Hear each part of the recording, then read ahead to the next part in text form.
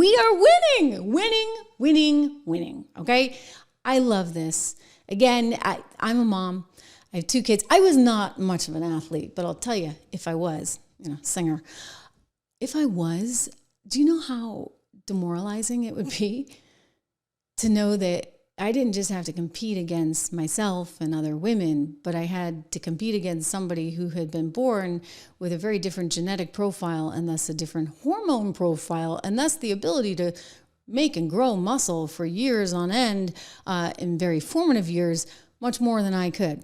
Not to mention somebody who wouldn't even rank in the women's division, in the men's division, and the only time the person ranked was when the person decided to go for the women's division, right? And I'm talking about swimming, I'm talking about running, I'm talking about all the sports that somehow now have been infiltrated by people who aren't really sure who they are, think they're something else, and we don't even have to get into that debate, okay? Like, let me just keep it simple. It's not fair. It's not one bit fair, and it took Donald Trump coming into office to change this. The fact that this is even something we have to talk about, the fact that poor Riley Gaines was standing there, you remember? Do we have we do. We have this is the one that beat her out, but I think there's a picture. Here, she's coming in second to Lia Thomas. Lia didn't go through the whole thing. There's still body parts there. I don't mean to be too graphic, but I'm just telling you, okay? That's not fair. It's not fair. It's not right. And you know what? It was so wrong. It's in part why Trump won this election, and he's winning some more because the University of Pennsylvania just had to come out. This is great. And say, you know what? We're sorry. We are sorry. We are sorry, Riley. We are sorry to every young woman that had to compete against a transgender because it wasn't fair.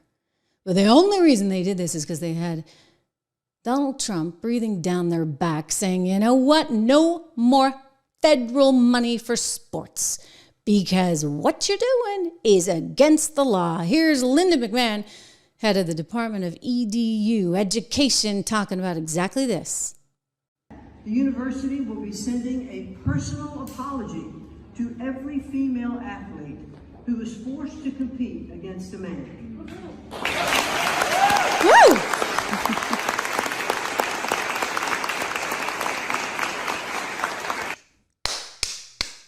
Right? I'm going to get my own round of applause. You guys, awesome.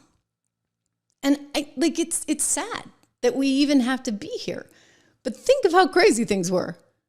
The Lia Thomas was like the Sports Illustrated Athlete of the Year, and we could go on and on. Or maybe it was ESPN, the Disney company that's got its own DEI challenges. It's still facing Brendan Carr, that investigation he's got going on into Disney and ABC and everything they did. That's not over.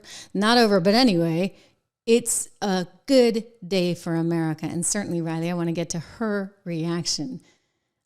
She deserves this, right? She took this on in a huge way.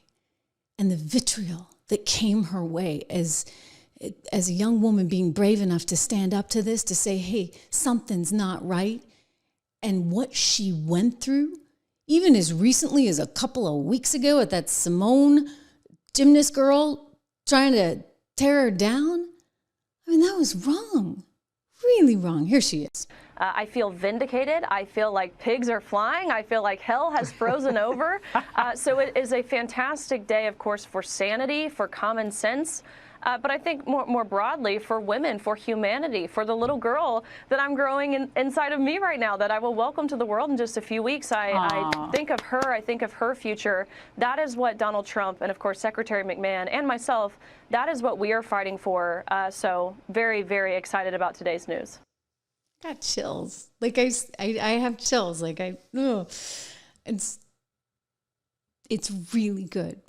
It's sad that we had to go through that. It's really, really sad that we had to go through it. And look, it's not over, right? Like, this is good. UPenn is following through. They're trying to protect women now because they have to. But remember, there's a lot of places that still aren't, even though legally they have to. Consider the state of Maine. Right north of New Hampshire, just south of Canada. I wonder if they need to join Canada or something. Here is the governor of Maine talking with Donald Trump, saying no, she has no interest in complying. The NCAA has complied immediately, by the way. That's good. But I understand Maine. Is Maine here, the governor of Maine? Well, are you not going to comply with it? I'm complying with state and federal laws. Well, we are the federal law. Well, you better do it. You better do it because you're not going to get any federal funding at all if you don't. And by the way, your population, even though it's somewhat liberal, although I did very well there, your population doesn't want men playing in women's sports. So you better comply because otherwise you're not getting any federal funding. See you in court. Every state, good, I'll see you in court. I look forward to that. That should be a real easy one. And enjoy your life after governor because I don't think you'll be in elected politics. It will be an easy one because you know what? I'm going to go back to the Commerce Clause again. They have the power over Maine. In part because of the Commerce Clause, because of the Supremacy Clause. Oh, what about equal rights? How about that? How about Title IX? For goodness sakes, dream on, Maine. You keep dreaming on. But you know what? It would be nice if somebody would just do the right thing for a change rather than having to get forced into it. But, you know, bottom line, winning. Things have to change. They are changing.